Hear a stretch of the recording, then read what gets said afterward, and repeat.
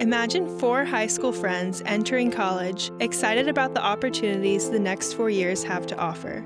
During their time in college, one of these 4 women will join a sorority. One will live at home and commute to class. One will aspire to get a PhD. One will study abroad. And, unfortunately, before they graduate, 1 in 4 will be sexually assaulted. Sexual assault is any type of sexual contact or behavior that occurs without affirmative consent. Affirmative consent is voluntary, enthusiastic, continuous, and communicative. Sexual assault and rape are far too prevalent at college campuses. 1 out of 16 men and 1 out of 4 women are sexually assaulted while in college. People of color, people with disabilities, and people who are LGBTQ experience higher rates of sexual assault and rape. 28% of transgender students are sexually assaulted. Regardless of the survivor's gender, the rapist is male 99% of the time.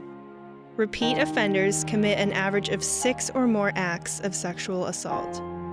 A majority of these rapists are fraternity members or student athletes. On average, fraternity members are 3 times more likely to rape than non-fraternity members. College male athletes represent 4% of the student population and commit 19% of sexual assaults. The biggest date rape drug is alcohol. At least 50% of college students' sexual assaults are associated with alcohol use. 80 to 90% of women sexually assaulted on campus do not report. University administrators discourage students from reporting so they can claim low numbers of sexual assaults. Yet without accurate information, rape can continue to be denied as a widespread phenomenon. In many instances, colleges care more about their reputation than caring for and protecting their students. Despite myths about high rates of false reports, only about 2 to 8% of all sexual assault accusations reported to police are false. This is the same as the false reporting rate for any violent crime. A man is more likely to be a survivor of sexual assault than to be falsely accused of raping someone. Many people don't report because they don't think they'll be believed and they worry about backlash. There's a false idea that rape is a stranger in a dark alley, but the majority of the time, the rapist is someone you know, making it even more difficult for survivors to come forward. Out of every 100 rapes, 32 get reported, in which 7 rapists are arrested and only 2 rapists spend a single day in prison. The other 98 rapists walk away freely. Universities can protect and support all survivors, even when the criminal justice system fails. Schools must prevent and respond to reports of sexual violence. Title IX states that every student has an equal right to an education, regardless of their gender identity and expression.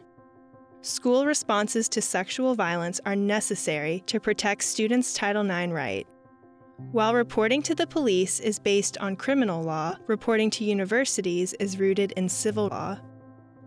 Schools can also provide accommodations that the criminal system can't, such as academic accommodations, housing accommodations, and mental health services. For most campus survivors, their school may be their only resource for justice and safety. Campus-based sexual assault programs should have 3 goals: to educate students, faculty, and staff about sexual violence, to prevent sexual assaults, and to provide an appropriate response when sexual assaults occur. A comprehensive campus program can combat sexual assault by doing the following: provide information. Develop and give every student an official written policy statement regarding sexual misconduct. Include information about the definition and prevalence of sexual assault, what to do if it happens, how to file a Title IX complaint, and what campus resources are offered. Create transparency requirements to provide students, parents, and officials with an accurate picture of the problem and of how campuses are addressing it. Define the problem. Provide the campus community with a clear definition of the behaviors that constitute sexual assault and what affirmative consent means. Use the same definition in the institution's sexual assault policy statement and student conduct code. Create an action plan. Formulate a written action plan that outlines how the school will respond to reports of sexual assault, including who will be notified, what procedures will be implemented, and how the rights of survivors will be protected. Survivors and students should be involved in writing these plans, and the action plan must be inclusive and include marginalized communities such as LGBTQ students and students of color. Universities should implement mandatory workshops to faculty and staff regarding how to handle students who come forward. Encourage reporting. Initiate systems for obtaining information about incidents of sexual misconduct that impact members of the campus community. Provide a safe, comfortable way for survivors to report, but also support survivors who are uncomfortable with reporting. Believe and support survivors. Establish a coordinated network of resources to ensure that survivors have access to the range of medical, legal, psychological, safety, advocacy, and other support services they need. In addition to risks of STDs and pregnancy, people who have been sexually assaulted face trauma, which can cause PTSD, depression, panic attacks, anxiety, self-harm, and suicide. You can support survivors by believing them, listening to them, validating their emotions, emphasizing that it's not their fault, and supporting the decisions they make in their recovery process. Provide mandatory workshops on sexual assault, consent, and bystander intervention. Institute comprehensive educational programs that reach all members of the campus community.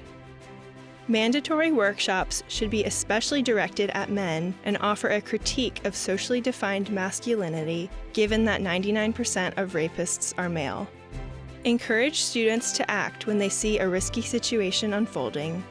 Teach people how to be allies to survivors, and set norms that don't tolerate violence.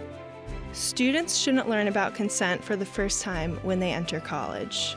Lessons on affirmative consent should be initiated in high school and middle school as part of sex education classes.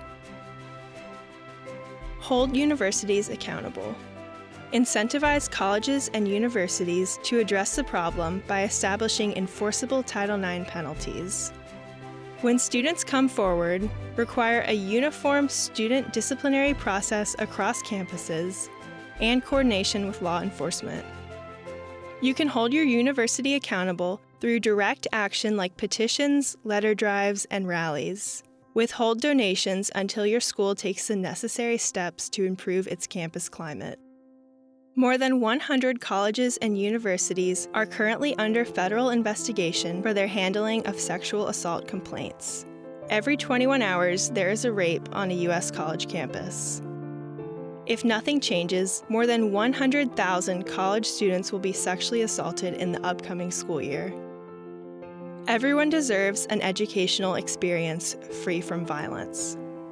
Learn how you can support survivors, help pass legislation, and hold schools accountable. Go to seeactstop.org. To get help and resources, go to notalone.gov or call the National Sexual Assault Hotline at 1-800-656-HOPE. Visit endrapeoncampus.org to learn about ways to end campus sexual violence through direct support for survivors, prevention through education, and policy reform at the campus, local, state, and federal levels. Together, we can stop this epidemic.